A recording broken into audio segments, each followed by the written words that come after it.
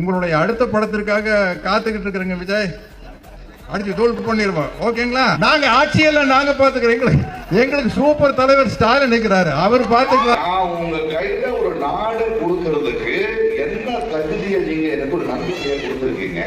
சினிமாவில் பஞ்சு டைலாக்ல தம்பி, இது நெஞ்சு டைலாக். இது நெஞ்சு நெஞ்சு இருக்க எல்லா தலைவர்களுக்கும் கூட்டம் சேர்த்துட்டா அது ஓட்டா மாறாது.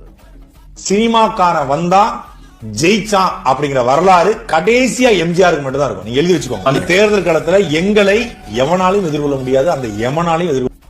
ஒருத்தன் 10 பேரை எதிர்த்தான்னா அவன் வீரன், 10 பேர் சேர்ந்து ஒருத்தன் எதிர்த்தா அவன் தலைவன். தலைவன்கிறது நாம தேடி போற விஷயம் இல்லை, நம்ம தேடி வர விஷயம். உங்களை கூப்பிடுறாங்க, அவங்களுக்கு தலைவனா கூப்பிடுறாங்க. கான்பிடென்டா இருங்க சார், வெற்றி நிச்சயம் சார். சி ஜோசப் விஜய் எனும் நான்